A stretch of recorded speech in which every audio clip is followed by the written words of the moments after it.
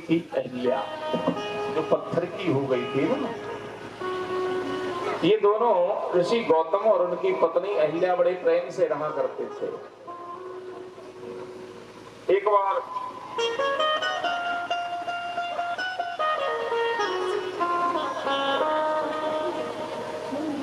इनकी अनावृष्टि हो गई, बरसात नहीं हुई, काल पड़ गया। अकाल पड़ गया तो सब लोग बड़े दुखी, संकट में पड़ गए। ऋषि गौतम ने तपस्या की भगवान वरुण देवता की, क्योंकि जल के देवता वरुण हैं। वरुण की आराधना करते करते जब वरुण प्रकट हुए, क्या चाहते हो ऋषि गौतम बताओ। बोले महाराज आप वृष्टि करें, बरसात करें, जल की पूर्ति करें। वरुण देवता ने कहा इसी विधान को मैं नहीं बैठ सकता ऋषिवर, बरसात नहीं कर सकता, क्योंकि मेरे संदर्शन में इंद्र बरसात करता है, लेकिन वो एक संयोग होता है, बिना इसका प्रकृति का संचालन।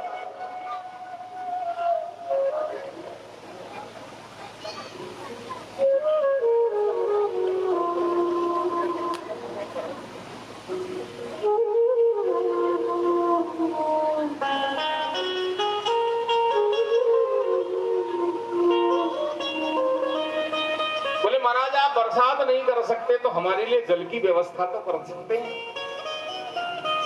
बोले जल की क्या व्यवस्था करें।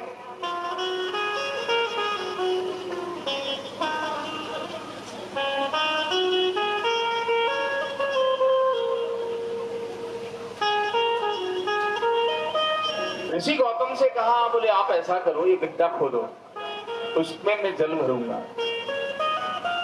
गौतम ऋषि ने एक गड्ढा खोदा, महाराज वरुण देवता ने उसमें जल कर दिया, अक्षय पात्र बन गया वो जल का। गौतम जी के नाम से वो प्रसिद्ध हुआ, अक्षय जल उसके अंदर। सब लोग उसी में से जल भरने लगे। महर्षिगण उत्तम भार्या पुत्रादि के साथ वहां निवास करने लगे, क्योंकि अब जल की तो कोई कमी नहीं। महाराज गौतम जी का वो है गौतम कुंड, गौतम कुंड में से जल कभी समाप्त नहीं होता, तो आराम से वहां रहने लगे, क्योंकि रहने के लिए आदमी को, जहां आदमी रहता है वहां जल जरूरी है। पानी नहीं है वहां निवास करना ज्यादा उचित नहीं होता है। अब ऋषि मुनि वहां रहने लगे, कमंडलों में जल भर के ले जाते, सबके लिए खुला छोड़ दिया। एक ऋषियां जो सप्त ऋषियों की पत्नियां हैं वो भी जल ले जाती थी उसी में से। एक दिन गौतम अपने पूजा पाठ के लिए प्रातःकाल तैयार हुए, तो उन्होंने अपने शिष्यों को भेज दिया, बोले भाई तुम कुंड में जाओ और वहां से जल लेके आओ। महाराज गौतम के शिष्य वहां गए जल भरने के लिए, तो वहां सप्तऋषियों की पत्नियां जल भर रही थी। उन्होंने गौतम ऋषि के शिष्यों को डांटा फटकारा, बोले हम पहले भरेंगे, तुम जरा इंतजार करो, स्त्रियों का पहले भरना है। उनको फटकार दिया, भगा दिया। गौतम जी से आके नम समाचार किया, महाराज सप्तऋषियों की पत्नियां हैं, उन्होंने हमको फटकार दिया, जल नहीं भरने दिया। अहिल्या बोली मैं जाती हूँ।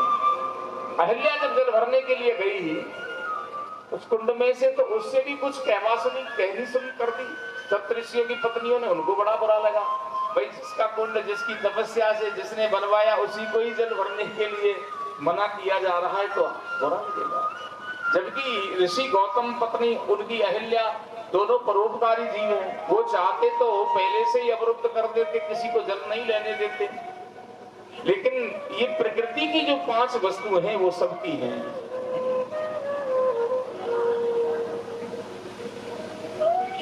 प्रकृति में जो 5 वस्तुएं, हवा है, जल है, अग्नि है, ये तो प्रकृति ने सबको वैसे ही दे रखी है। इसलिए गौतम ऋषि ने तो सबके लिए खुला छोड़ दिया। जा करके गौतम जी से कहा, इस बात को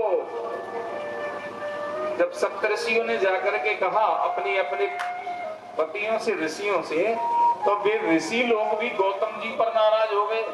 अच्छा, इसने तपस्या करके जल इस कुंड में दिया, इसका मतलब वो हमसे द्वेष रखता है, हमसे बड़ा हो गया।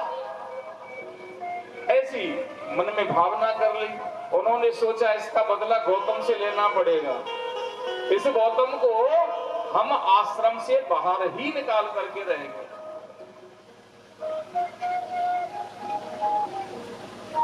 गौतम ऋषि को हम बाहर निकाल के ही रहेंगे। ऐसा जब मन में विचार किया तो भगवान गणेश जी की आराधना प्रारंभ कर दी उन्होंने। और गणेश जी की आराधना की बहुत समय व्यतीत हुआ तो गणेश जी प्रकट हुए। गणेश जी ने कहा, क्या चाहते हो सप्तऋषियों, बताओ। बोले महाराज, हम और कुछ नहीं चाहते, ये जो गौतम और इसकी पत्नी यहाँ से इस आश्रम से निकल के चले जाए, यहाँ से चले जाए, किसी भी कारण से इनको निकालो यहाँ से महाराज। अरे बोले भाई, गणेश जी बोले, गौतम और अहिल्या तो दोनों बड़े सीधे हैं, आप उनके साथ क्यों अहित करना चाहते हो? वो तो आपका हित करना चाहते हैं, उनसे आपकी क्या शत्रुता है? तुम दूसरा वरदान मांगो। बोले नहीं महाराज, हमको तो यही वरदान दीजिए। गणेश जी ने कहा, ठीक है, जब ऐसी बात है तो देंगे वरदान, वरदान भी दिया जाएगा आपको, ऐसी बात नहीं है कि हम वरदान नहीं दें।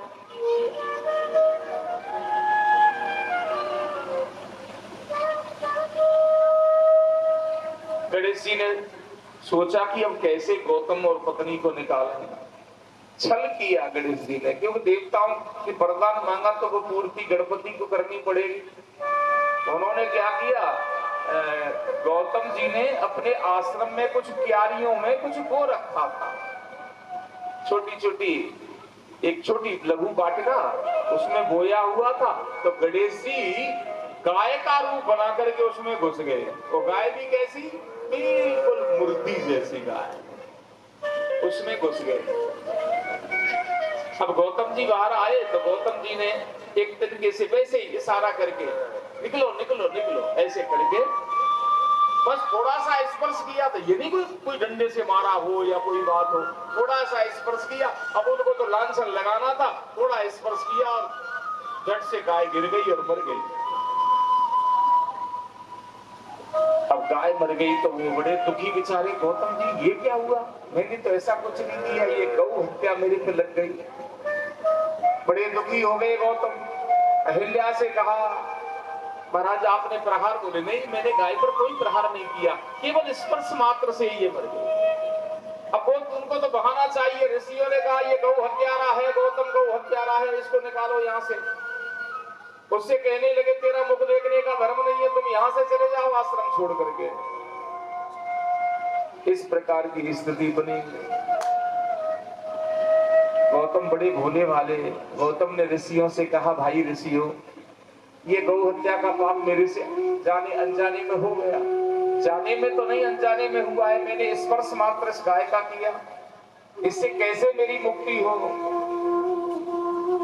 कैसे इस पाप से मुझे छुटकारा मिले? ऋषि बोले, इसका छुटकारा वैसे नहीं मिलेगा, या तो तुम 3 बार पृथ्वी की परिक्रमा करो, या 108 बार ब्रह्मगिरी पर्वत की परिक्रमा करो, या तुम शरीर शुद्धि के लिए पहले प्रायश्चित इत्यादि करो, भगवान शिव की उसके बाद आराधना करो।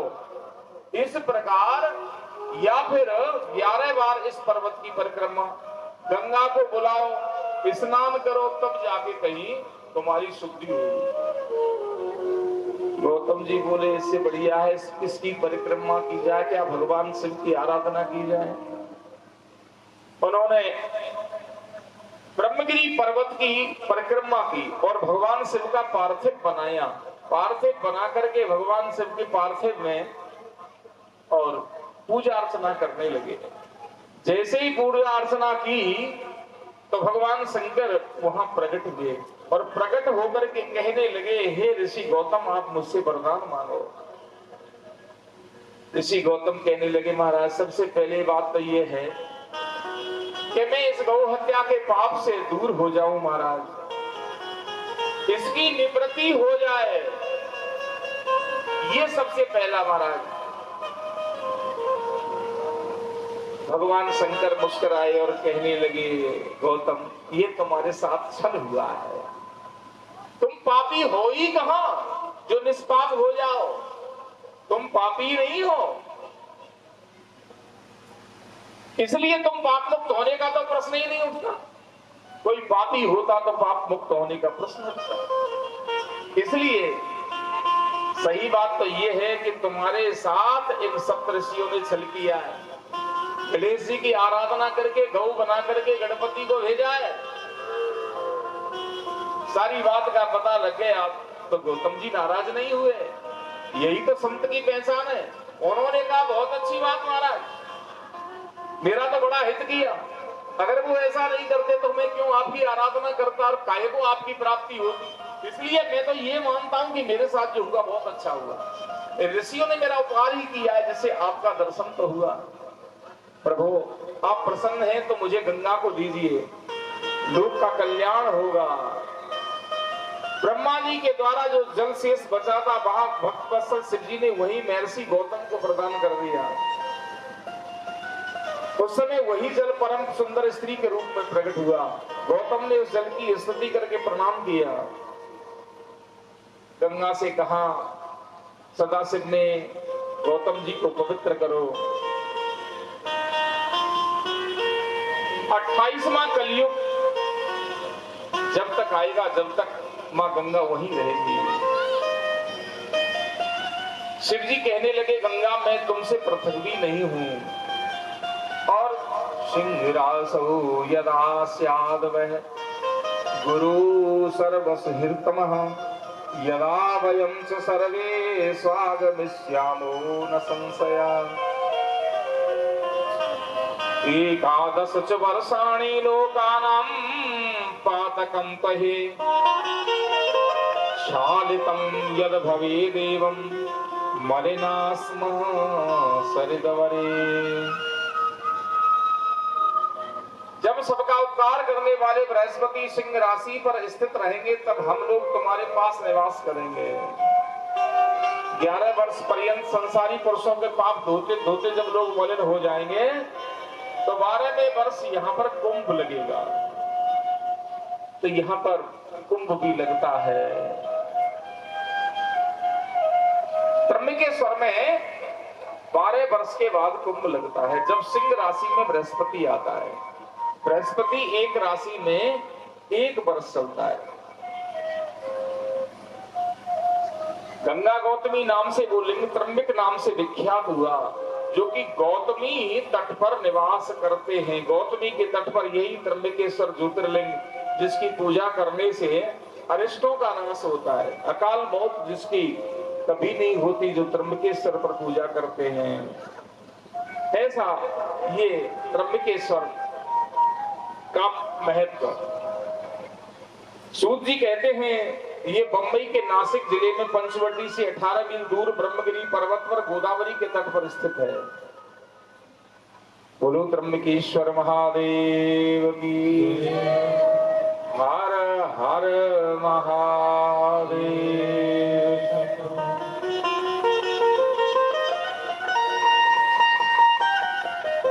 नौवां जो ज्योतिर्लिंग है वो है बैद्यनाथ। रावणो राक्षस श्रेष्ठो माने मान परायण आराध हरम भक्त्या कैलासे पर्वतोत्तमे आराधितः क्रियत कालम न प्रसन्नो हरो यदा तदा चात्यंत परशक्यम प्रसादार्थम शिवस्य स।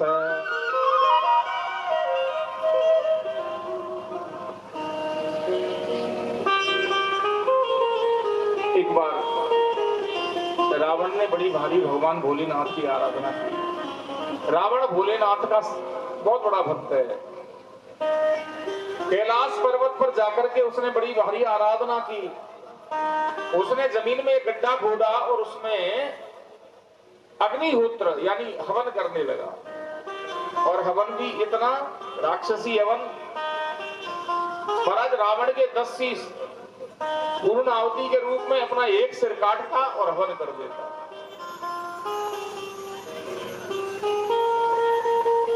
जैसे ही हवन करते करते उसने 9 सिर काट करके हवन कर दिए रावण ने। 10वां सिर काट करके जब हवन करने को तैयार हुआ रावण, तो मेरे भोलेनाथ प्रकट हो गए और कहने लगे, रावण क्या चाहते हो? बोले महाराज, मैं तुमको अपनी लंकापुरी ले जाना चाहता हूं, आप मेरे साथ लंका चलिए, वहीं तुम्हारा निवास होना चाहिए। भगवान भोलेनाथ सोचने लगे, इस दुष्ट की लंका में रहना तो बड़ी बात है,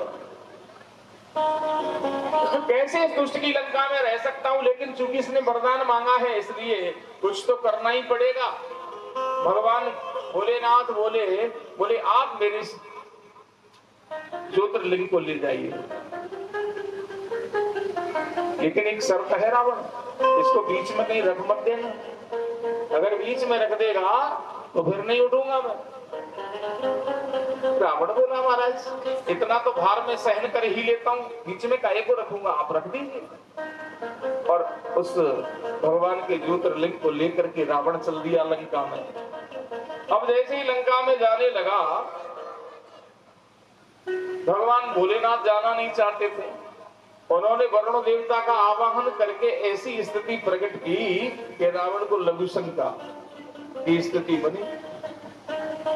अब लघु शंका मूत्र विसर्जन करने के लिए उसने क्या किया, कुछ ग्वाले लोग वहां घूम रहे थे, बोले भाई मेरे इस ज्योतिर्लिंग को थोड़ा पकड़ ले, मैं अभी आता हूं। एक ग्वाले को पकड़ा दिया, उसने कहा जल्दी आना भैया, मेरी गाय चली जाएंगी। सोच, थोड़ी दूरी पर लघु शंका की, जनेऊ चढ़ाया, ब्राह्मण था, लौट के आया, आचमन इत्यादि की, शुद्ध किया। तब तक वो क्या है, गोप जो था नहीं वाला, उसको भारी वजन लगा। उसने कहा मेरी गाय जा रही है, क्या पकड़ा गया, रख के चला गया। उसने रावण ने आके देखा तो वो ग्वाला नहीं, देखा तो शिवलिंग रखा। अब उठाने लगा तो भोलेनाथ नहीं उठते। मेरे भोलेनाथ वहीं पर स्थित हो गए, वहीं स्थित हुए। उस ज्योतिर्लिंग का नाम पड़ा वैद्यनाथ। बोलो वैद्यनाथ भगवान की। उस रावण ने अपनी पत्नी को उसके बारे में बताया, वैद्यनाथ नामकरण उसका किया।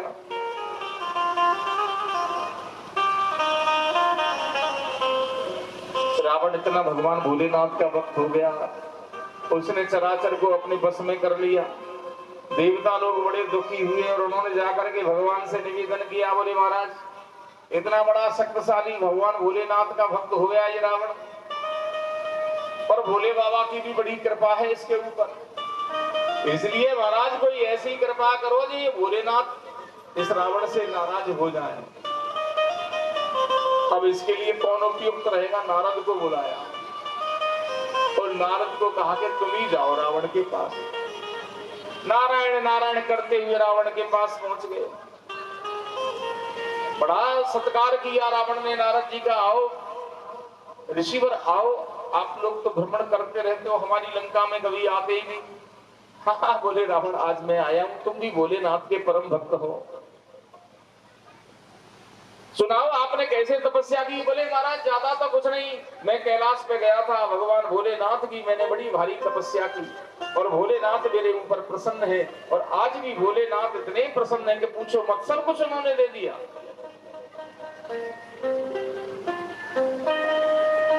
बोले सब वैभव? हाँ बोले सारे वैभव दे दिए, और इतना अतुल बल है मेरे अंदर कि मैं कुछ भी उठा सकता हूँ, कुछ भी कर सकता हूँ।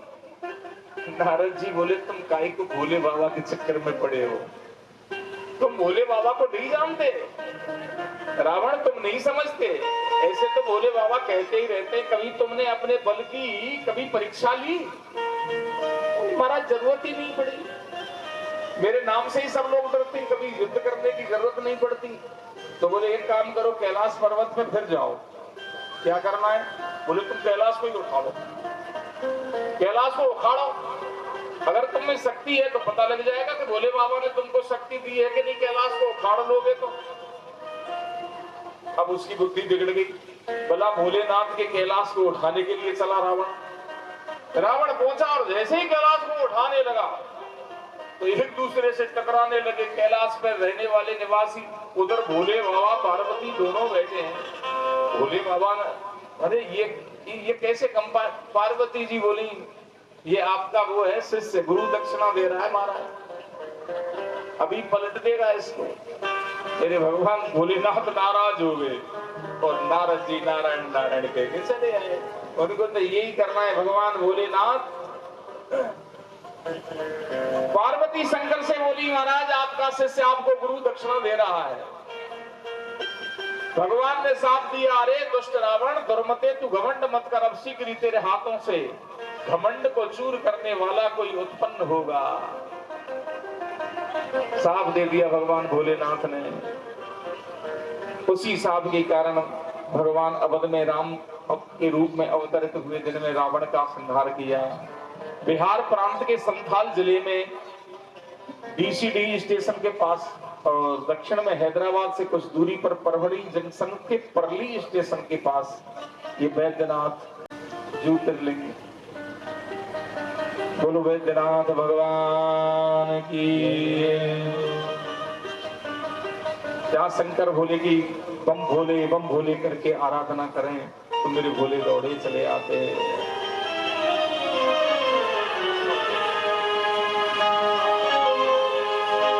यही वो तंत्र है,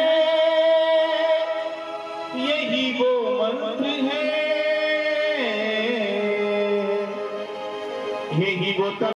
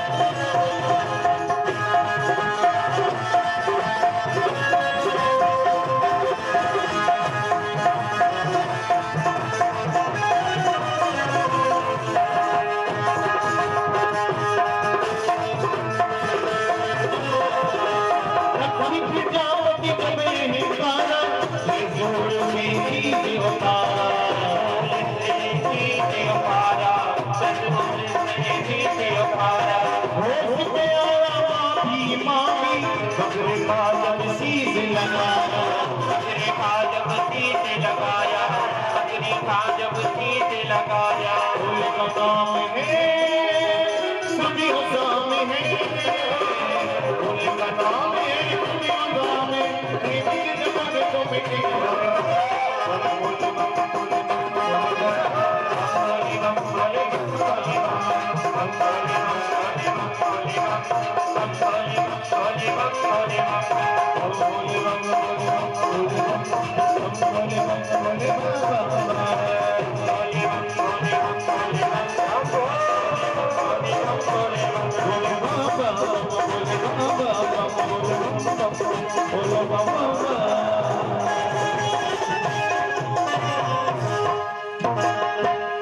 बैद्यनाथ भगवान के हर हर महादेव। दारुकस्य पतिस्तस्या बभूमा भगवत्तरः। मैं भगवान भोलेनाथ के 10वें ज्योतिर्लिंग नागेश्वर का वर्णन करता हूँ। पश्चिम सागर के तट पर चारों ओर 16 योजन विस्तृत सर्व समृद्धि पूर्ण वन में एक दारुक नाम का राक्षस और दारुकी उसकी पत्नी दोनों रहा करते थे। दारुकी भगवान शंकर की प्रिया पार्वती जी की परम भक्त थी। प्रसन्न होकर के मां पार्वती ने उसका संपूर्ण व्यवहार देख करके उसको वरदान भी दिए। राक्षसी होते हुए वो पार्वती की परम भक्त हुआ करती थी दारुकी।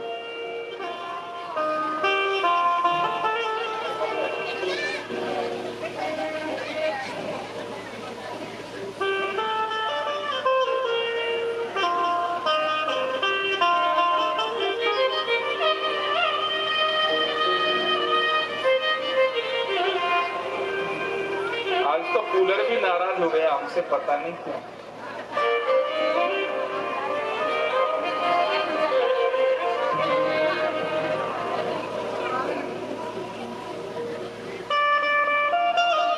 दारुकी जो पत्नी है पार्वती जी की परम भक्त हैं।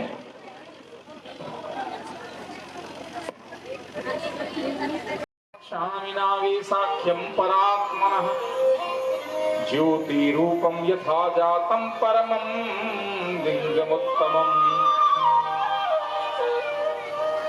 दारुका राक्षसी काचित् पार्वती वरदर्पिता दारुकस्य पतिस्तस्या बभूमा बलवत्तरः।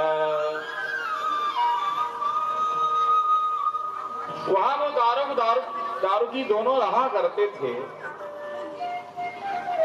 16 योजन समृद्धि वाले उस वन में दारुकी अपने पति को लेकर के अनेक प्रकार से वहां शोभित जो उस प्रकरण था वहां जाया करती थी, इच्छानुसार व्यवहार करती थी। दारुक राक्षस अपनी पत्नी दारुका के साथ यहाँ निवास कर सभी को भयभीत करने लगा। अब दुष्ट प्रकृति तो दुष्ट प्रकृति होती है, वह और ऋषि रहा करते थे। जब लोगों को सताया इस दारुक राक्षस ने तो सब मिलकर के और ऋषि के पास गए और उनसे निवेदन किया, महाराज यहाँ दारुक नाम का राक्षस हमको बहुत परेशान करता है, लेकिन महाराज आपके लड़के मारे आपको देख करके ये राक्षस दूर भाग जाते हैं। अग्नि के समान शिव का तेज प्रज्वलित यहाँ हो रहा है महाराज आपके पास, आप हमारे ऊपर कृपा करिए। और ऋषि बोले, इस प्रकार ये आप लोगों का विध्वंस करते रहेंगे तो इन दुष्ट राक्षसों का स्वयं ही संहार हो जाएगा, आप चिंता नहीं करें।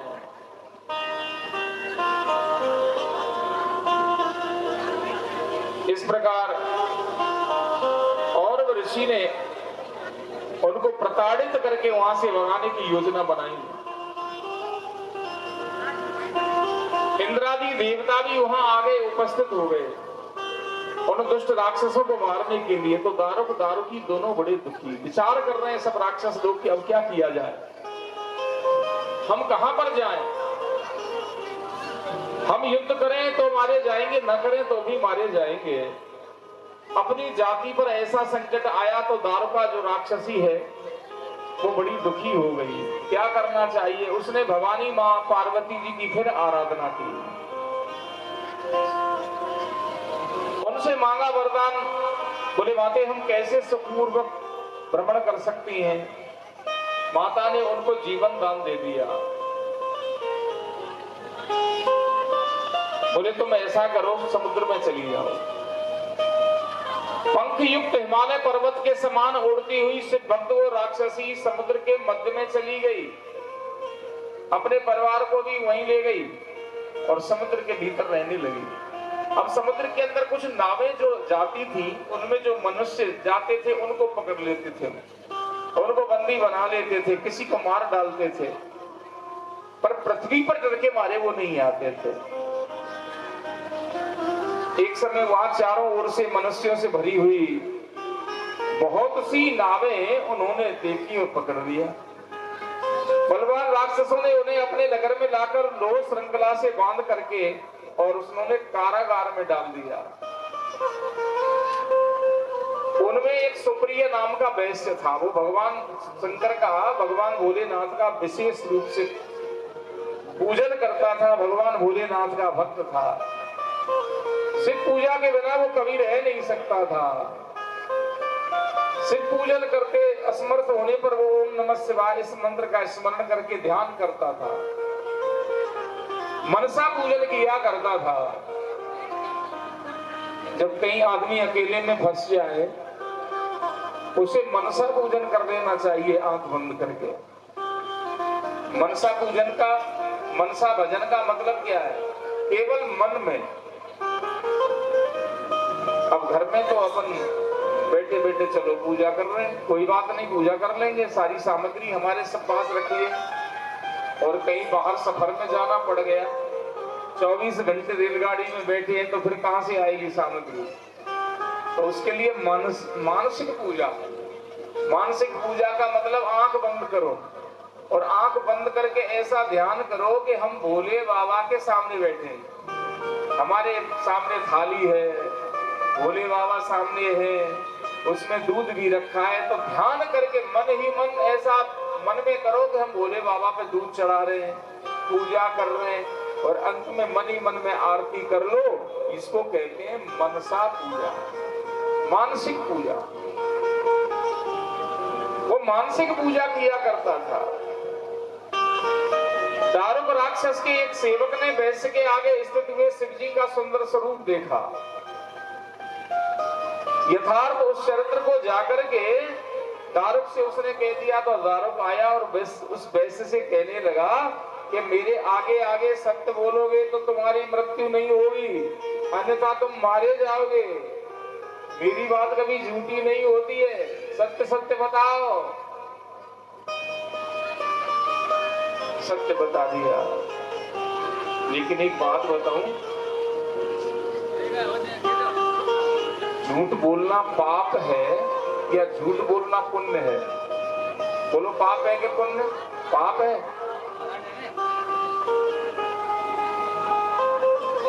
कई जगह पे झूठ बोलना भी पाप नहीं होता।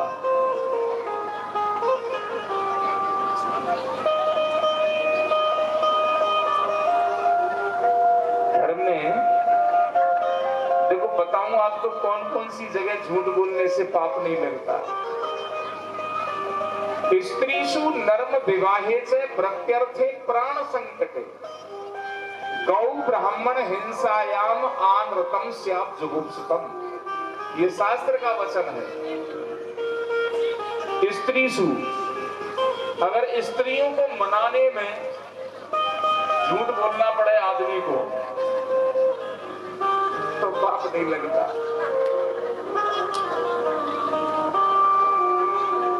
इसीलिए तो झूठ बोलते हैं। अब काई करे बेचारों, ठगाना तो पड़ेगी, नहीं ठगावे तो काम कौन चले। अब झूठ नहीं बोले तो भी काम नहीं। स्त्रियों को मनाने में अगर झूठ बोलना पड़े तो शास्त्र कहता है पाप नहीं लगता। बेचारा सारे दिन काम करके आता है और शाम को जैसे ही घर आया, दरवाजे पे ही मैया बैठी मिली, माँ बैठी मिली, बेटा आइयो? हाँ हाँ हाँ माँ आइयो। और तू ठीक है? बेटा काहे ठीक हूँ। अरे बता तो सही, अब थारी बेननी की स्थिति सही को नहीं बेटा, काहे तू तो चिलो जाए। बस कोई काम धंधो थोड़ो करियो तो करियो, घर की देरी टिकई कोनी। कदे इधर जा कदे इधर जा, सारी रोती फिरे ये। अच्छा अब बात है कि बात तो आई है बेटा, पर मैं तिया क्यों कौन था मैं। तो बोल तू कहे तो एक दो आज ये बोले एक दो, हाँ घर के ऊपर मारी मत के दे दीदी ने मारी मां की हो। ठीक है कौन क्यों मार दियो बेचारो कहीं करे। तो तीन लेर पानी को लोट तो पानी पायो और थोड़ी सी मुस्कुराई, माड़ी बात भूल गो। हाँ। ये ठीक है यार, काई ठीक हूँ। अब मन तो कोई काम वास्ते घराऊ बारे भी जानो पड़ जाए। अथा की माँ है नहीं, अब बांधने पे पड़ी रहे, माँ आवे ही को नहीं। और ऐ सगड़ी भेड़ी जाए बैठी गप्पा लगावे, मारी मारी यही करती रहे सारे दिन। अब खाई जरूरत है आपने घरा रह लेनी। पड़ोस की जगी बूढ़ी बड़ेरी सागरी सगड़ी अठे ही माँ की घरा ही भेड़ी हुए। अरे जानो तो इन्हीं चलो जानो बटे, पर मैं तो बस थाक गया। अब मारे बस की बात बोलनी तो इया करो, मान तो सागे ही लेर चल जाओ, आपा तो बटे कमरों किराए पे लेर बटे ही रह जाओ।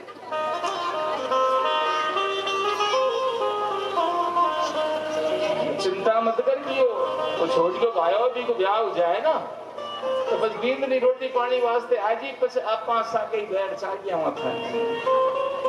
अब बेचारो काई करे, माँ ने भी समझा दियो भाई माँ तो माँ ही हुए, जन्म दियो है तो बिने भी राजी राखड़ो पड़े हैं। और कुछ वो घराड़ी बिन राजी नहीं राखे तो कुछ रोटी बातें रगड़ो। तो अगर स्त्रियों को मनाने में झूठ बोलना पड़े तो शास्त्र कहता है पाप नहीं लगता। स्त्री सु नर्म विवाहे से, अगर कोई ठिकाने की बात कहीं चलती हुए ना, शादी ब्याह वाली, कोई पे 30 बीघा है तो 30 बीघा बता दो, बोले झूठ बोल। देखो कोई के आड़ी नहीं देनी भाई, कोई को हो जाए तो ठीक है, कोई पूछ ले तो चुगली नहीं करनी। 4 बीघे की जगह 6 बीघे बताओ, 50 की जगह 55 बताओ भले, पर किया ही कोई को ब्याह हो जाए साधु अगर आदमी झूठ बोले ना तो शास्त्र कहते पाप बोलने लगे। स्त्री सु नर्म विवाहे से वृत्त्यर्थे, आपकी वृत्ति में बिजनेस में आदमी अगर व्यवसाय में झूठ नहीं बोलेगा तो काम नहीं चलेगा। ये शिव जी का जो थड़ा है ना, थड़ा शिव जी का, इस पे झूठ बोलते खूब बोलो। भोले बाबा कहते हैं खूब कमाओ झूठ बोल के। बिजनेस में अगर कोई आदमी झूठ बोले, कपड़ों का ही बात बोले 100 रुपया मीटर, वो तो थारे वास्ते है 100 रुपया मीटर, तो एहसान करे तो थारे वास्ते है 100 रुपया मीटर। तो हाँ नहीं, लाडला ने 100 को दूं मैं, दारुला ने कही 400 रुपया मीटर देगी। बाप तो भाग ही ये झूठा ठगावे, काई मतलब। तो वह उधर श्याम तक बिजनेस में झूठ ही झूठ बोले आदमी, झूठ नहीं बोले तो पार पड़ेगा नहीं। काई करूं भाई, ये भाव आयोडो है तुम 10% लगा देऊं बस, और काई हत्तो तो मारे भी सीजन में बैठूं नहीं है पीछे। तो ये सब झूठ व्यर्थ है, यानी वृत्ति में अगर आदमी झूठ बोलता है तो शास्त्र कहता है पाप नहीं लगता। प्राण संकटे धारा 302, किसी पे झूठी धारा 302 लग जाए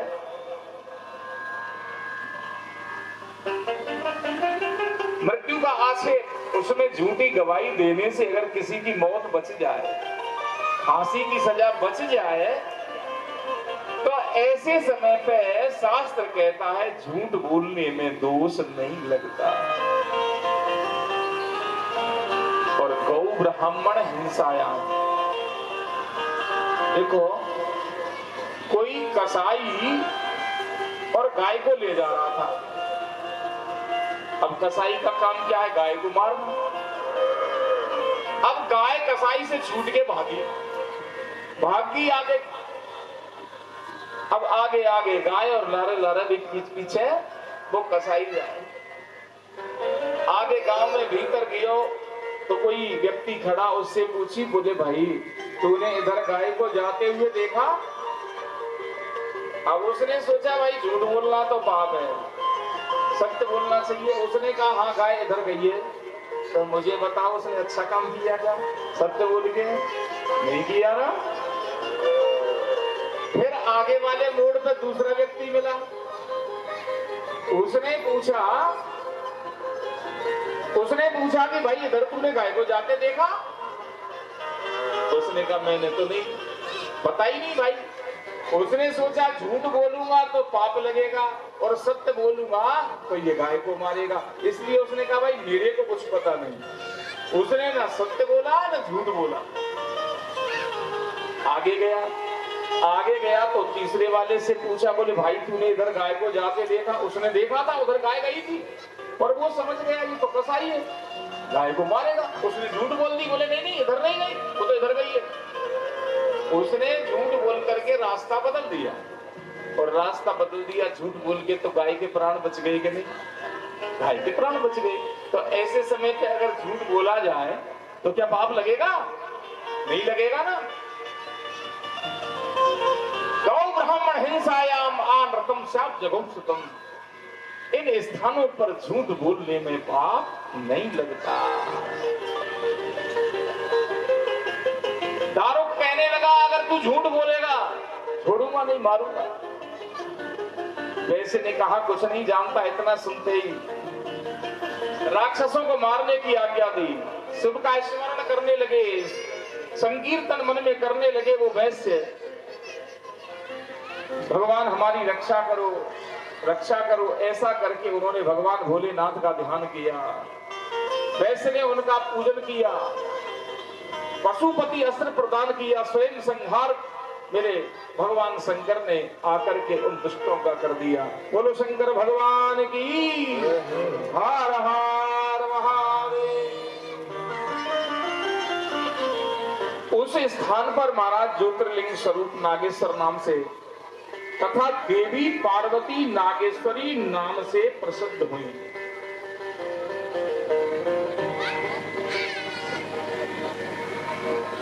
सूत जी कहते हैं इस प्रकार मैंने तुमको इस 10वां जो भगवान का ज्योतिर्लिंग है इसका वर्णन करके सुनाया, जिसका नाम है नागेश्वर।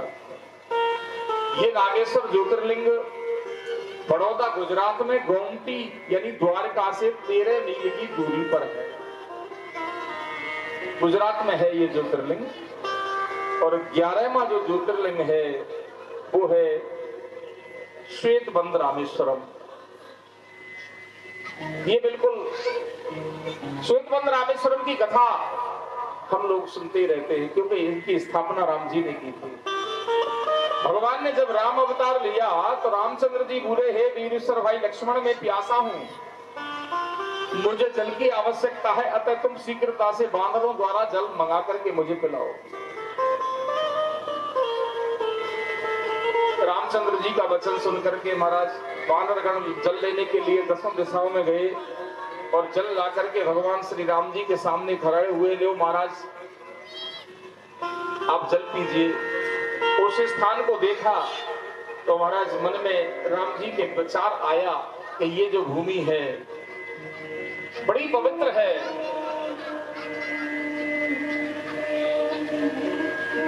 परम रम्य उत्तम ये धरनी, परम रम्य उत्तम महिमा अमित जाय नहीं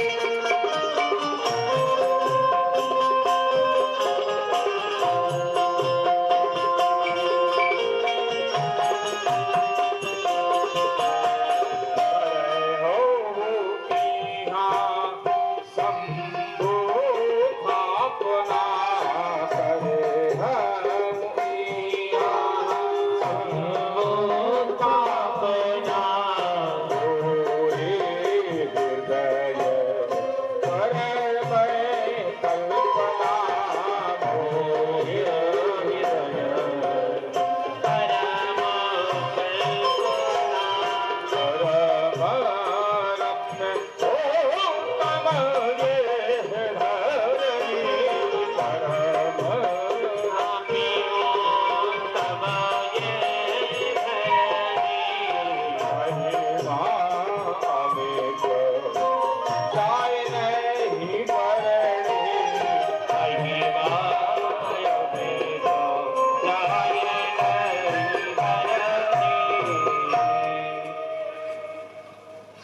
ये बड़ी उत्तम धरती है। मेरा मन है कि यहाँ भगवान भोलेनाथ की स्थापना करूं। तो मेरे भगवान श्री रामचंद्र भगवान ने वहां पार्थिव बनाया और भगवान शिव की पूजा की। वानर लोग सहयोग कर रहे हैं जल लाकर के मृतका से, और वहीं पर मेरे भोले बाबा लिंग थाप विधिवती कर पूजा, शिव समान प्रिय मोहि न दूजा। कि शिव द्रोही मम दास कहावा, शिव द्रोही मम दास कहावा। सुनर मोहे सपनि हो नहीं भावा,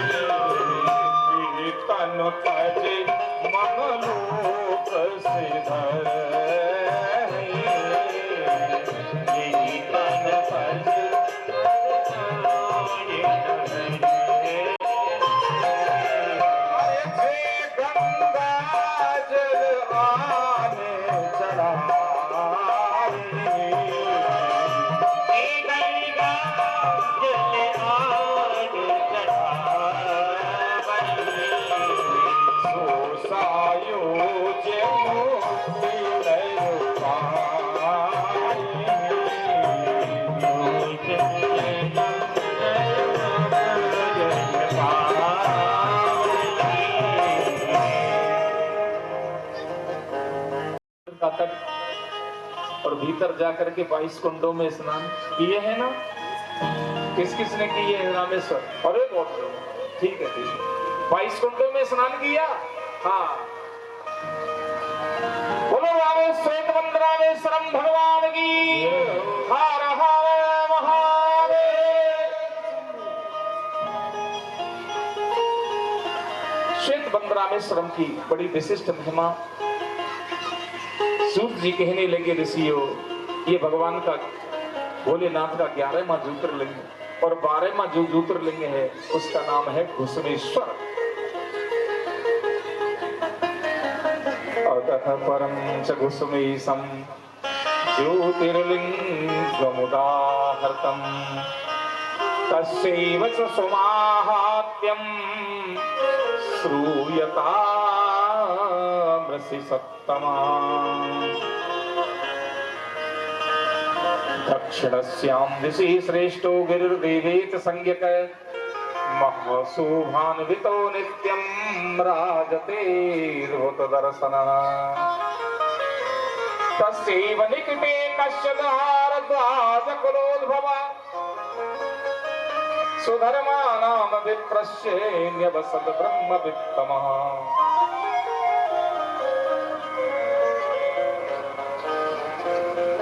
ऋषियों, देवगिरी नाम का एक पर्वत उस पर्वत पर एक सुधर्मा नाम के ब्राह्मण रहते हैं। पत्नी का नाम है सुदेहा। जैसा नाम वैसा ही उसका शरीर, सुदेहा, सुंदर देह वाली, सुंदर स्वरूपिणी। सब प्रकार से प्रसन्नता है ब्राह्मण के।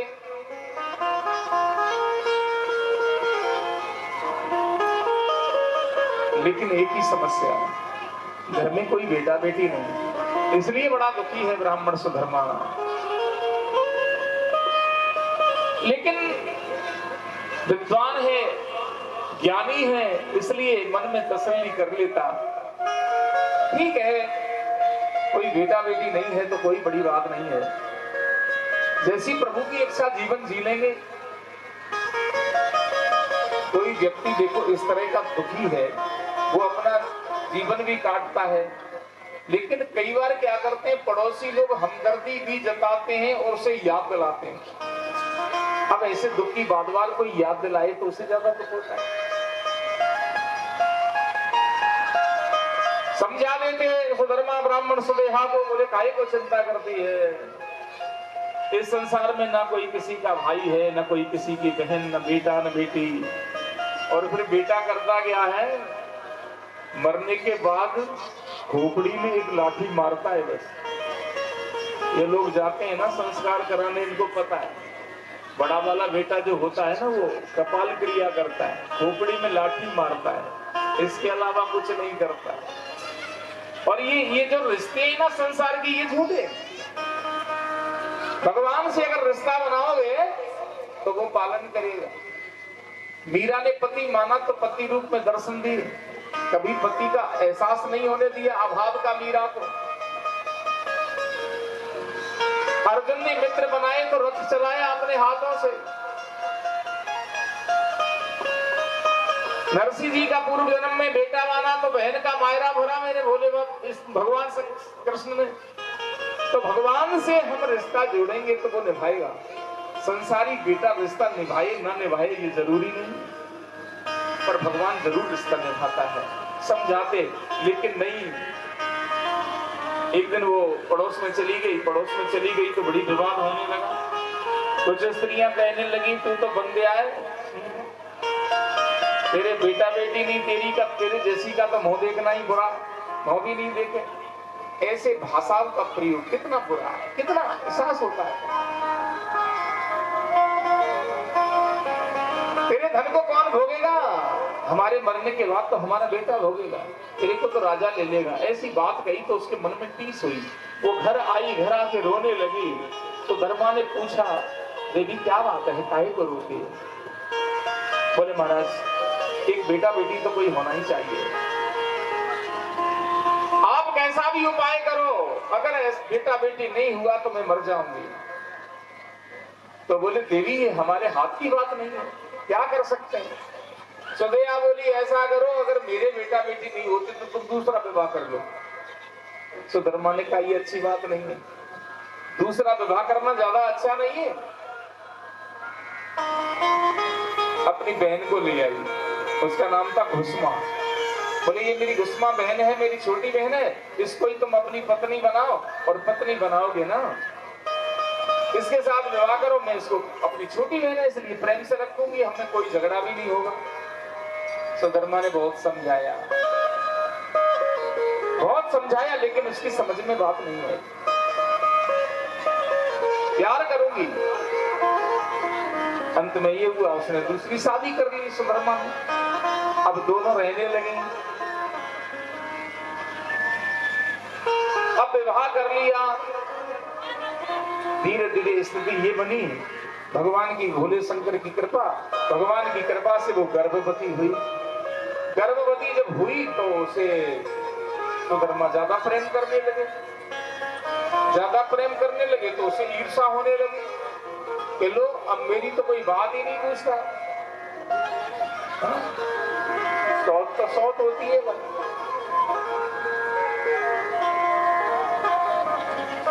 कैसी भी हो,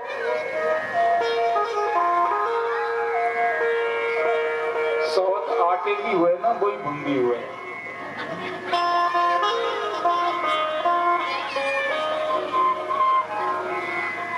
कोई आदमी के दो घड़ी, अब दोनों आपस में लड़िया करती। अब लड़िया करती, काम पाती करोड़ो, तन रोटियां बनानी, तन ईंधन जानो, तन थाम माजना, बर्तन अर्तन माजना, ये सब काम बांट जोड़ा पाता। खूब रोजाना गाल काटती, एक दूसरी लड़ती, लड़ार कुछ आराम रोटी झीमती। आदत पड़ गई, आपस में अगर झगड़ो नहीं हुए तो माने रोटी जो की कौन लालती, रोजाना ही लड़ती। एक दिन कहीं यो एक तीर चली गई। अब एक जनी जब तीर चली गई ना तो दूसरी रेडी एक ली। अब क्यों तो लड़े और क्यों गाड़ काटे और रोटी चौकी लागे को नहीं। वो कहीं गयो आटो गूंथे। अब लकड़ी लानाड़ो काम भी तू जोड़ी को। अब पापीर की अब गाड़ काटे तो किन काटे। वो कहीं गयो कि आटो थोड़ो सो लियो अलग और वी की सौत बनाई आटे की और चूल्हे के ऊपर बट मुंडा के मेल ली। मेल बिन गाल काटे क्यों लड़े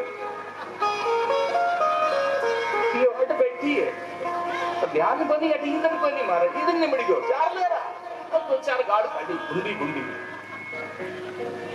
अब बेचारी को आटे की सौत खाई के क्यों बोले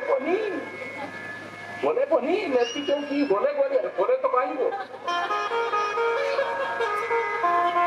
क्यों नहीं बोली। मैं चूल्हे में देती हूँ उठार भी आटे की भी सौत ने दी चूल्हे में माए दे। अब वो आटो गूंथे हो ना जन्नाड़े और पिछड़ा नून गोल हुआ कर तो मैं झगड़ाला बेचने आता ना मैं मोटेड़ो लोन वो हुआ कर तो वो कोई यान की कागरी भी के माए रहेगी आटे में जो कि चून की सौत बनाई ना आटे की भी में रहेगी। अब वो माए दी और आटे में एकदम गर्म हुआ और वो कह पड़की जोर वो लूण की कागड़ी एकदम जोर भड़की भड़क कर भी के यहाँ लगी आंख में जो एक आंख बेकार कर दी। जब वो कावत चालगी के सौत तो आटे की बुंडी भाई अब एकदम दिया ही जाए तो कुछ कहना ही चाहिए।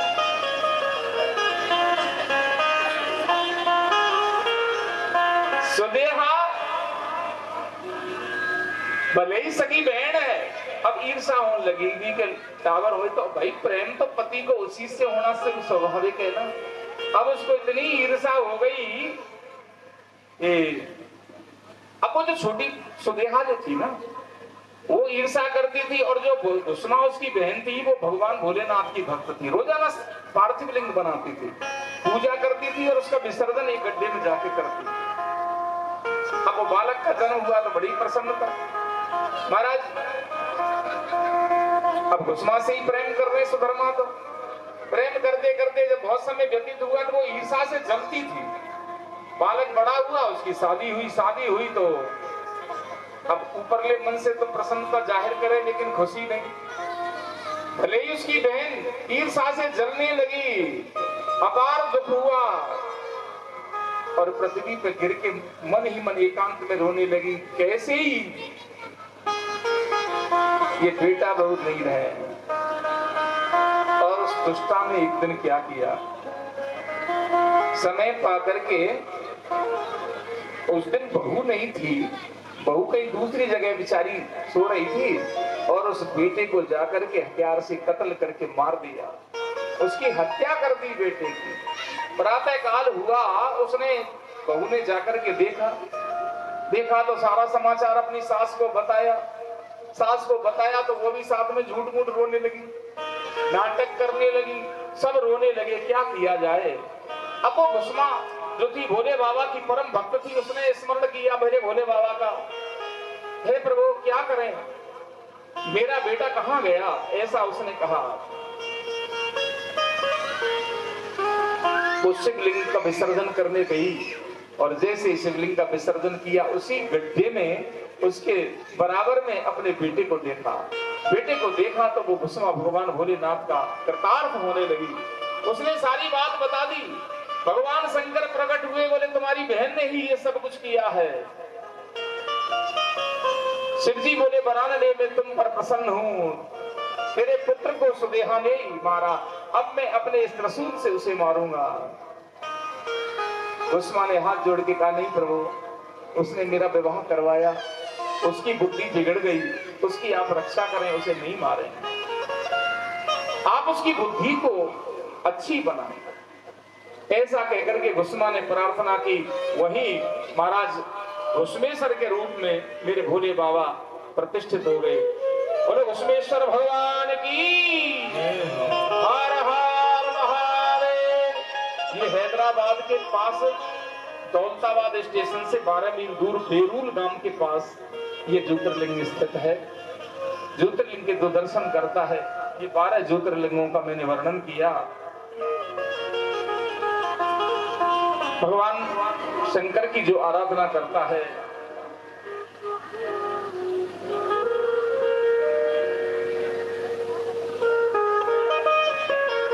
भगवान शंकर की आराधना करने वाला भगवान शंकर के लोक को जाता है, और जो आराधना नहीं करता, जीवन में बुरे कर्म करता है, उसकी स्थिति विचित्र होती है। और विचित्र हो करके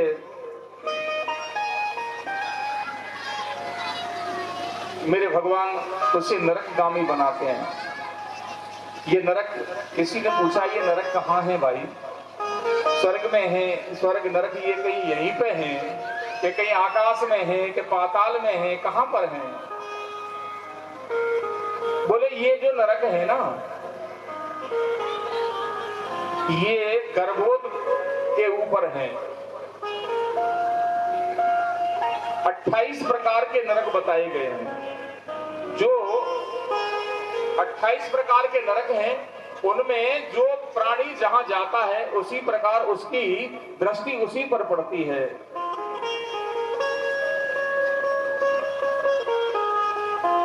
जैसे कर्म करता है, आधुनिक उदारवादी लोग हैं ना, वो इन स्वर्ग नरकों को नहीं मानते।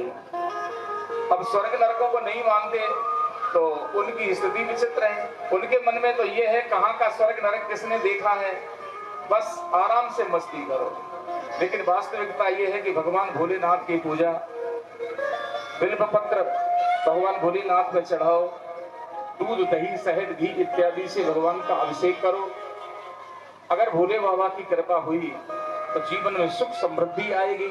और कभी और भोले बाबा की पूजा, एक बात अगर जाने अनजाने में भी हो जाए ना, तो भी वो कल्याणकारी होती है। क्योंकि धरती में जब हम बीज बोते हैं तो ये नहीं देखते कि ये उल्टा गिरा है कि सीधा गिरा है। बीज उल्टा गिरे चाहे सीधा गिरे, कल्याण जरूर करता है। अंतर इतना है कि बीज सीधा गिरता है तो जल्दी उगता है, उल्टा गिरता है तो 2 दिन देरी से उगता है, लेकिन उगता जरूर है। इसलिए भोले बाबा की कृपा होती है। एक दिन एक भील परिवार भूखा शिकार खेलने गया। शिकार खेलने गया, कोई शिकार नहीं मिला, घर वाले भूखे बैठे। उसने सोचा अब घर लौट के ही क्या करूंगा। सायंकाल भी हो गया, एक वृक्ष के ऊपर चढ़ गया। और वो वृक्ष किसका था? बेलपत्र का। बेलपत्र वृक्ष के ऊपर चढ़ गया। ऊपर चढ़ते ही वो बैठ गया कि यहाँ पास ही सरोवर में कोई पानी पीने आएगा तो मैं यहीं से तीर मारूंगा। अब संयोगवश एक हिरणी आ गई वहां। एक हिरणी वहां आई और जैसे ही हिरणी को बाण मारने के लिए वो तैयार हुआ तो हिरणी कांपने लगी। वो समझ गई अब दौड़ूंगी तो भी ये नहीं छोड़ेगा। अब जैसे ही बाण मारने के लिए वो तैयार हुआ था तो वो डाली हिली, डाली हुई तो एक बेलपत्र टूटा और बेलपत्र टूट के भगवान भोलेनाथ की उस पिंडी पे गिरा, शिवलिंग पे गिरा। तो भगवान के प्रथम चरण की पूजा हो गई। उस दिन संयोग बस शिवरात्रि थी और उस शिवालय पे कोई पूजा करने आया नहीं था। देखो एक बात बताऊं, महादेव वो ज्यादा फल देते हैं जिनकी सबसे कम पूजा होती है, और भोले हनुमान जी महाराज वो ज्यादा फल देते हैं जिसकी सबसे ज्यादा पूजा होती है। आपको कहीं जंगल में शिवालय मिल जाए ना, खंडर रूप में, जिसकी कोई पूजा नहीं करता हो, उसकी आप एक दिन भी पूजा करे आओ बस एक दिन में ही वो कल्याण कर देगा। वो हिरणी डर के मारे कहने लगी, मुझे मत मारो, थोड़ा सा मुझे मौका दे दो, मैं जाकर के अपने बच्चों को मेरी बहन के सुपुर्द कर आऊं, मेरे पति को दे आऊं, फिर तुम मुझे मार लेना।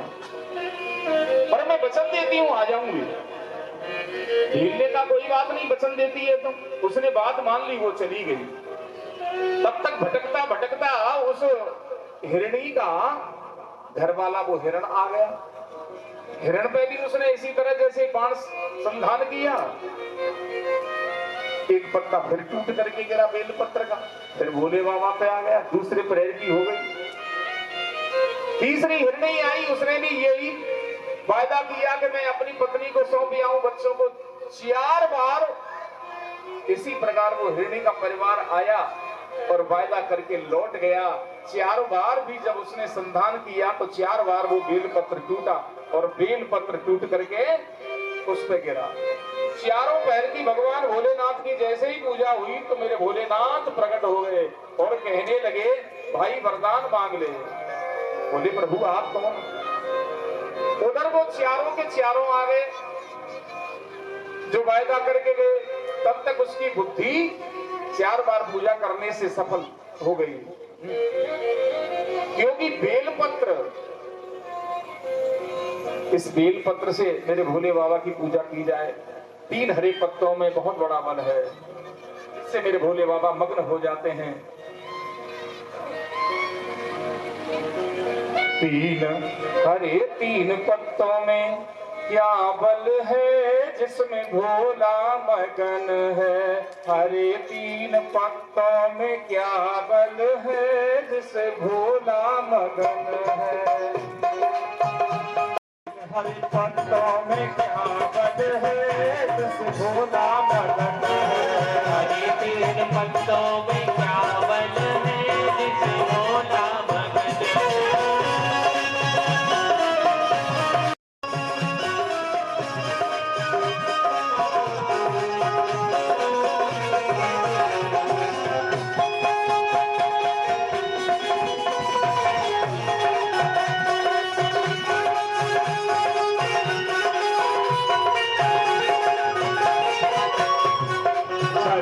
मगन है गोमती मगन है, हरियो मगन है गोमती मगन है। हरियो मगन है गोमती मगन है। हरियो मगन है गोमती मगन है। गंगा में ऐसा क्या बल है जिसे भोला, गंगा में ऐसा क्या बल है जिसे भोला मगन है। हरे 3 पत्तों में क्या बल है जिसे भोला मगन है।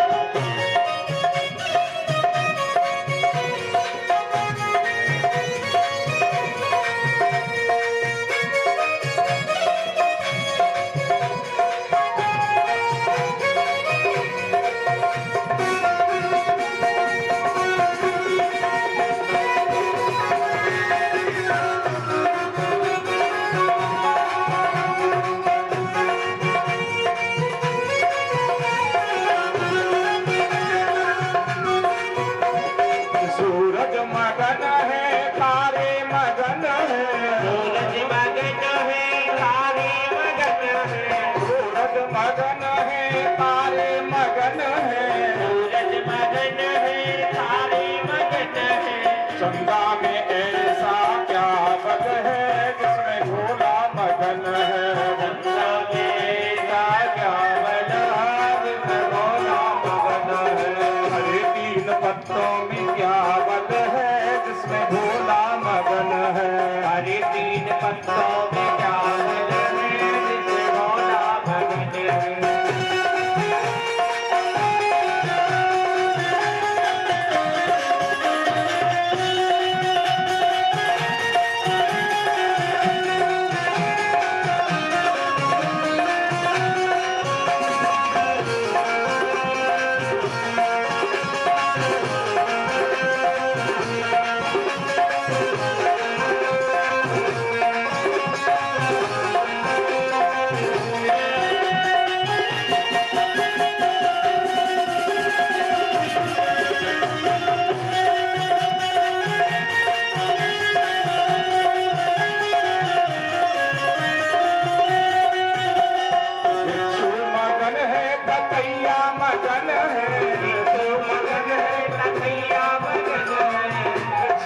मगन है ततैया मगन है, भिक्षु मगन है ततैया मगन है। नागों में ऐसा क्या बल है जिसे भोला मगन है, नागों में ऐसा क्या बल है जो भोला मगन है। हरे तीन पत्तों में क्या बल है जिसमें भोला मगन है, तीन पत्तों में क्या बल है जो भोला मगन है।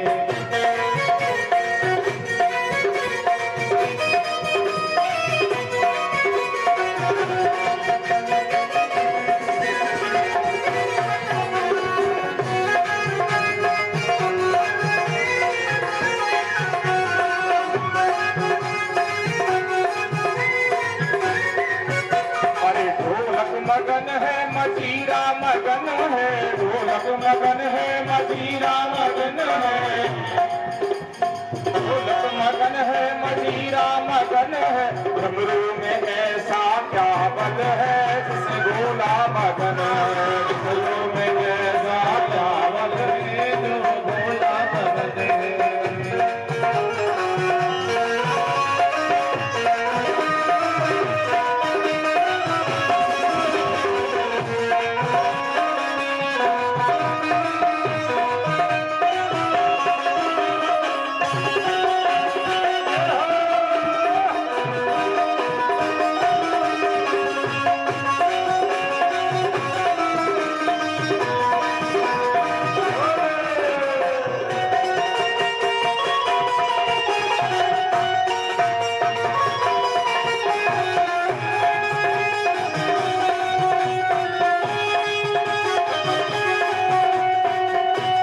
लड्डू मगन है पेड़ा मगन है, लड्डू मगन है पेड़ा मगन है। अरे भांग धतूरे में क्या बल है जिसे भोला मगन है, भांग धतूरे में क्या बल है जो भोला मगन है।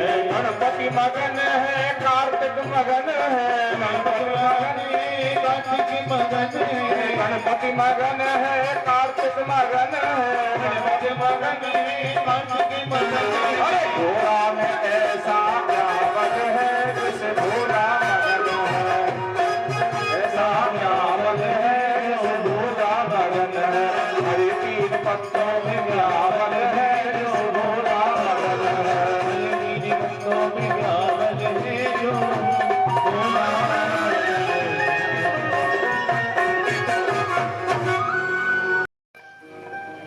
रुद्राक्ष धारण, बेलपत्र से पूजन, मुख पर शिव नाम, भस्म, ये सब मेरे भोले बाबा को अति प्रिय है। हमने 7 दिन तक यहाँ से पुराण कथा का श्रवण किया। हमारे श्रीमती प्रभु देवी जी, श्री शंकर लाल जी शर्मा, इनके द्वारा इस कथा का, इनके परिवार के द्वारा, और जैसा कि हमने बताया सबने मिलकर इसमें पूर्ण सहयोग दिया। अब श्रीमद इस सिख महापुराण की कथा का हम यही समापन करेंगे। वैसे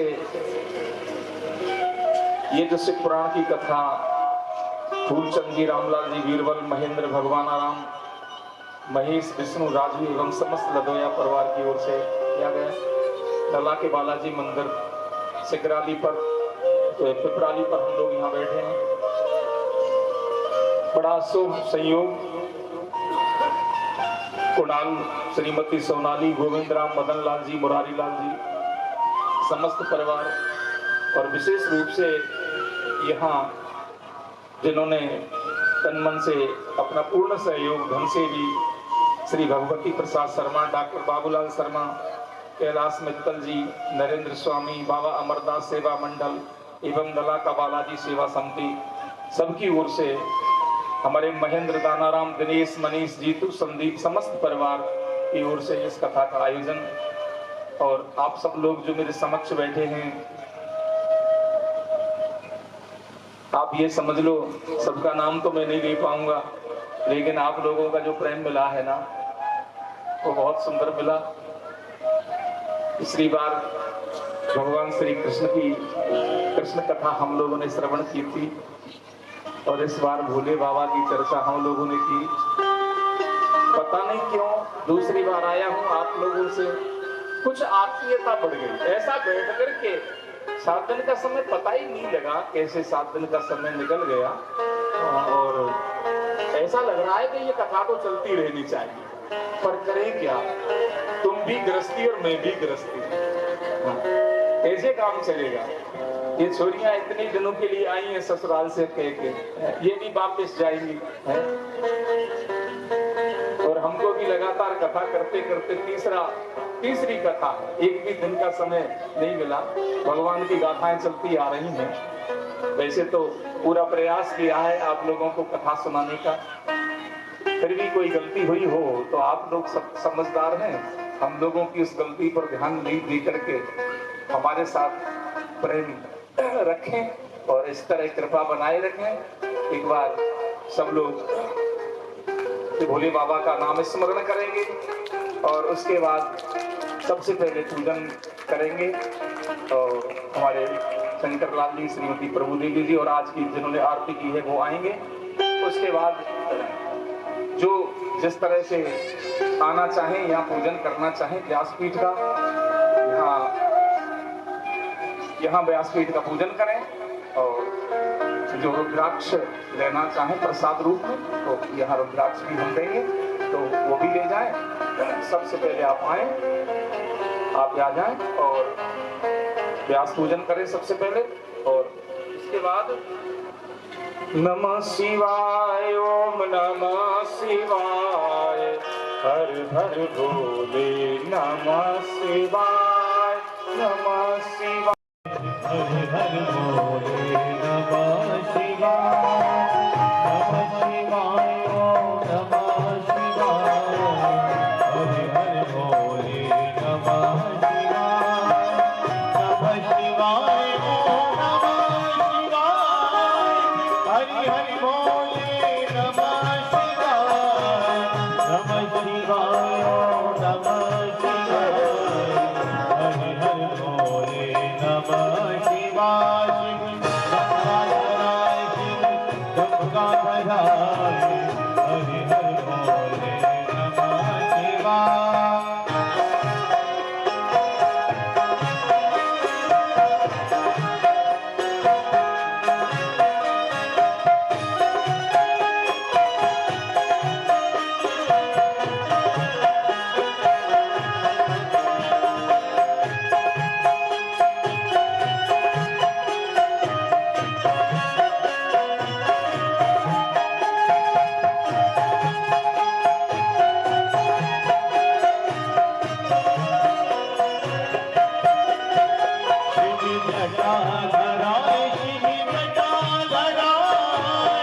हरि हरि भोले नमः शिवाय,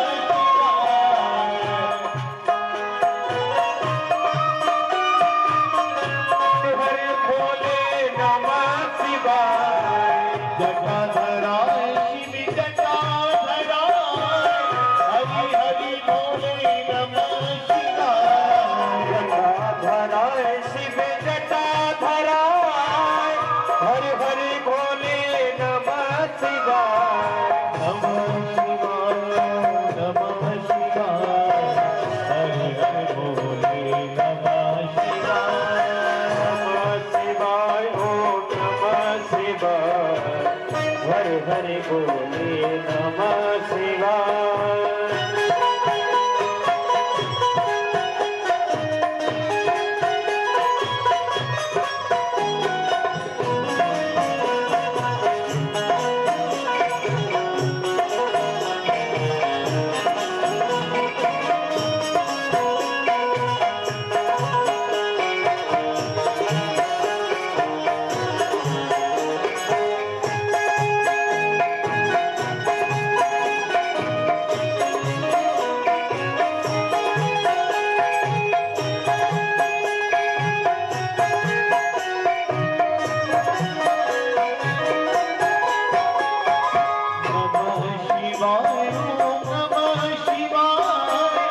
हरि हरि बोल नमः शिवाय।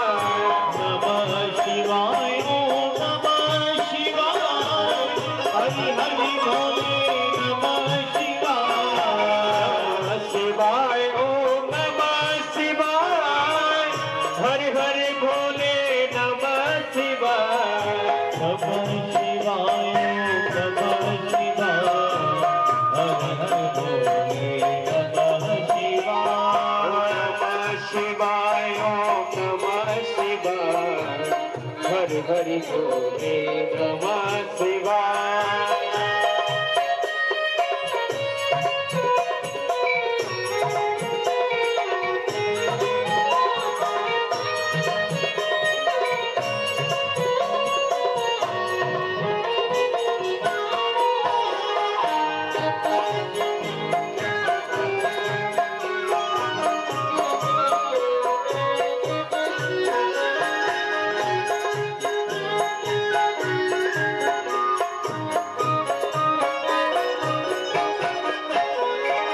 गंगाधराय शिव गंगाधराय हरि हरि बोले नमः शिवाय। गंगाधराय शिव गंगाधराय हर हर बोले नमः शिवाय। गंगाधराय शिव गंगाधराय हरि हरि बोले नमः शिवाय। गंगाधराय शिव गंगाधराय हर हर भोले नमः शिवाय। नमः शिवाय ओम नमः शिवाय। हर हर भोले नमः शिवाय। नमः शिवाय ओम नमः शिवाय। हर हर भोले नमः शिवाय।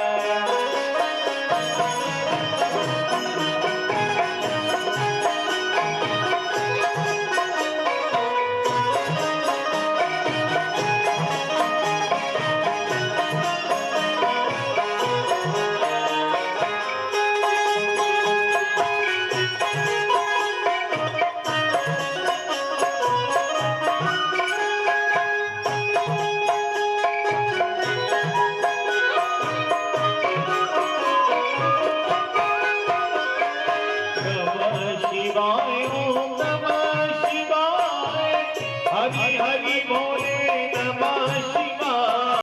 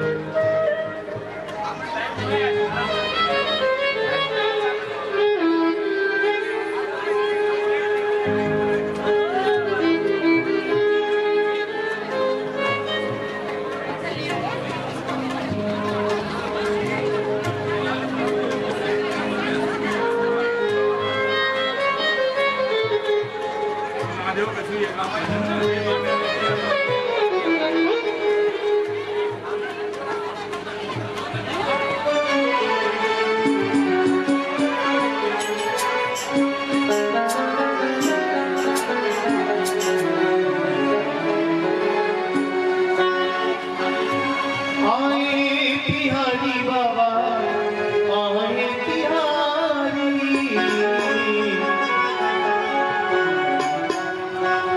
शिव भोले भंडारी शरण हम आए तिहारी शिव भोले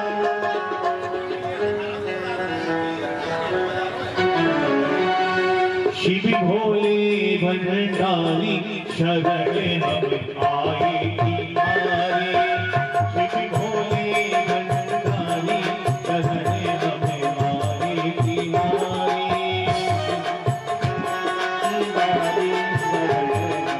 आए तुम्हारी आए तिहारी बाबा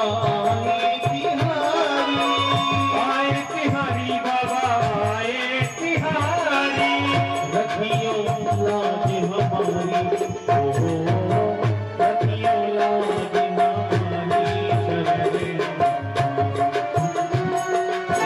शिव भोला भंडारी शरण आए तुम्हारी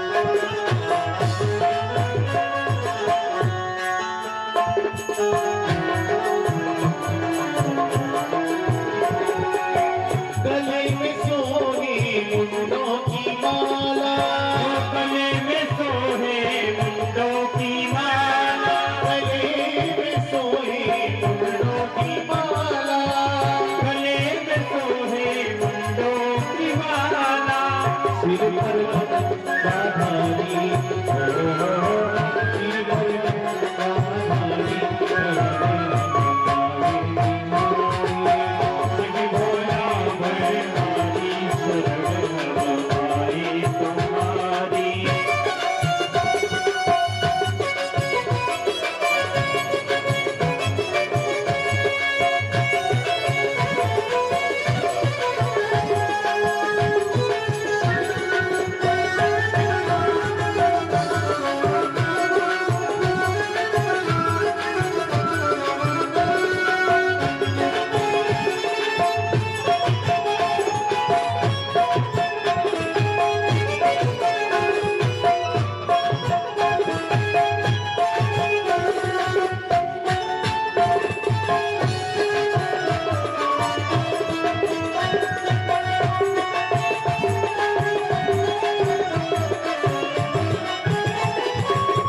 और जितने भक्त हैं जिन्होंने पूजन कर लिया है वो कृपा करके मंदिर से नीचे चले जाएं।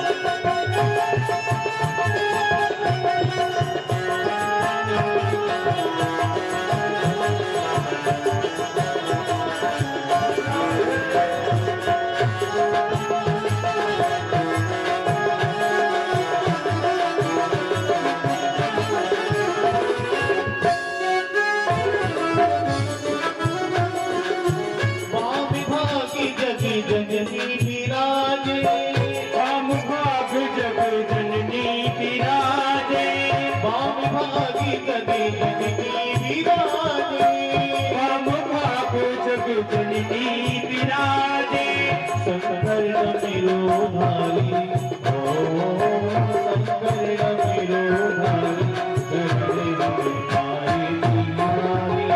शिव भोला वरदारी शरण आए तुम्हारी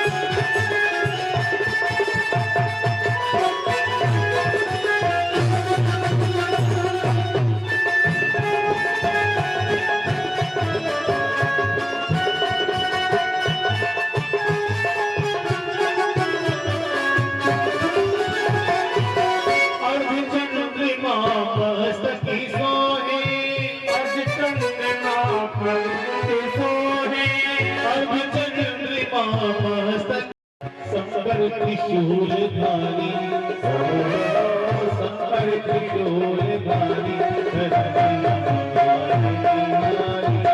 शिव भोले भंडारी आई बिहारी बाबा आए बिहारी बाबा आए बिहारी बाबा आए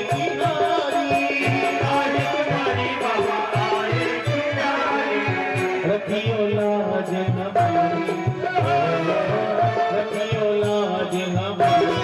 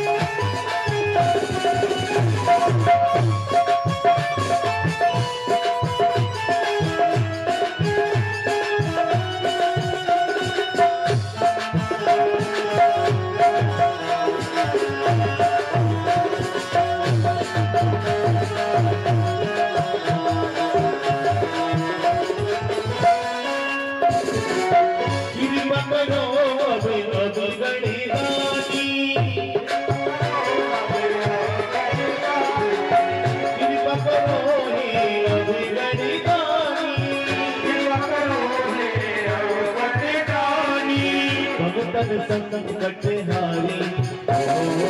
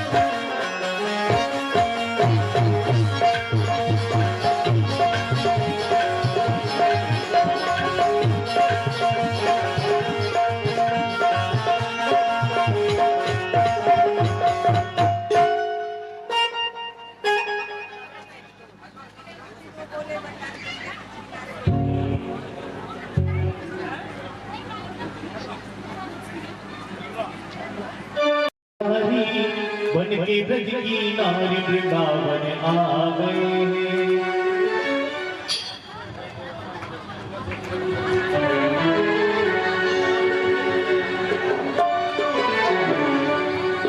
एक दिना भोले भंडारी बन के ब्रज की नारी वृंदावन आ गए। वृंदावन आ गए। पार्वती भी मनाते हारी, पार्वती भी मनाते हारी, नामानित बुराई वृंदावन आ गए। वृंदावन आ गए।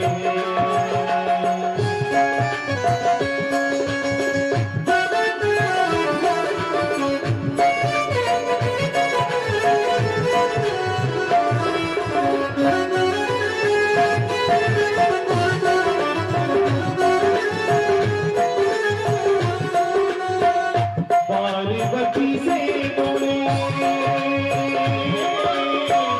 मैं भी चलूंगा तेरे साथ में, तेरे साथ में। पार्वती से बोले हो मैं भी चलूंगा तेरे साथ में, तेरे साथ में। राधा संग श्याम नाचे मैं भी नाचूंगा तेरे संग में, तेरे संग में। हाथ रखेगा बजने वाला हमें दिखानो प्यारे वृंदावन आ गए। वृंदावन आ गए। पार्वती भी मना के हारी, नामानित दुलारी वृंदावन आ गए। वृंदावन आ गए।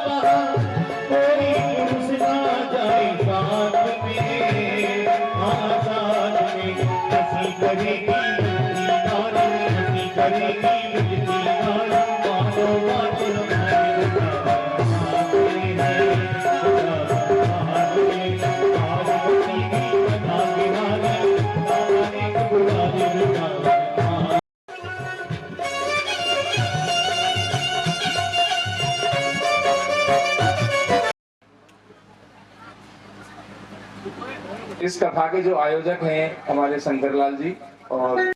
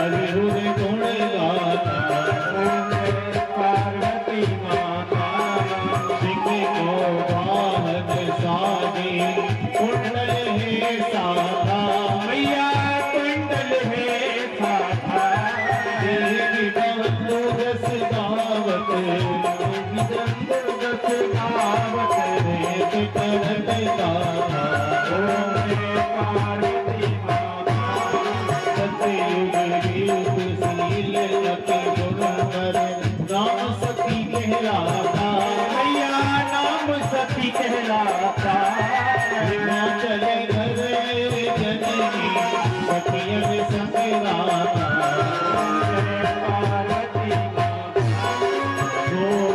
शोभ बिहारे हिमाचल स्थाता हिमाचल स्थाता चक्रियों हाथा पार्वती रूप तू ही है जननी शिविरंग राता शिविरंग राता रंगी भी लगी है आधन मन दाता पार्वती देवन अरद की हम वंचित को लाता मैया वंचित को लाता आवत देवे काली देवे काली रंग राता पार्वती माता पार्वती मैया की आरती जो कोई नर गाता प्रेम सहित गाता सदा सुखी नित्य सुखे समुपति दाता ओम जय पार्वती माता जय पार्वती माता जय जय पार्वती माता ब्रह्म सनातन देवी तुम बल की दाता ओम जय पार्वती माता ओम जय पार्वती माता